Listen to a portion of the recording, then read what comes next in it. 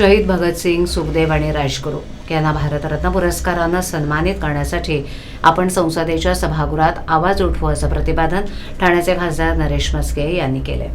भगतसिंग यांना भारतरत्न पुरस्कार देण्यासाठी संग्राम फाउंडेशनतर्फे जय हिंद अभियानाअंतर्गत आयोजित स्वाक्षरी अभियानात म्हस्के बोलत होते. यावेळी कोकण पदवीधर मतदारसंघाचे आमदार निरंजन डावखरे यांनी ही विधान परिषदेत ही मागणी उचलून लावू असं सांगितलंय. शहीद भगतसिंग, सुखदेव, राजगुरू यांना 23 मार्च रोजी फाशी देण्यात आली. देशात सर्वत्र हा दिवस शहीद दिन म्हणून पाळला जातो. मात्र त्यांच्या बलिदानाची योग्य ती दखल शासकीय पातळीवर घेतली जात नसल्यानं संग्राम फाउंडेशन जय हिंद अभियानाअंतर्गत त्यांना भारतरत्न पुरस्कारानं सन्मानित करण्यासाठी मागील 8 वर्षांपासून स्वाक्षरी मोहीम राबवते. रविवारी तलावपाळीजवळील अहिल्याबाई होळकर घाटाजवळ स्वाक्षरी अभियानाचं आयोजन करण्यात आलं होतं. या अभियानात सहभागी होताना खासदार नरेश म्हस्के आणि आमदार निरंजन डावखरे यांनीही स्वाक्षरी करत या मागणीला आपला पाठिंबा दर्शवत त्याकरता शासन दरबारी पाठपुरावा करणार असल्याचं स्पष्ट केलं.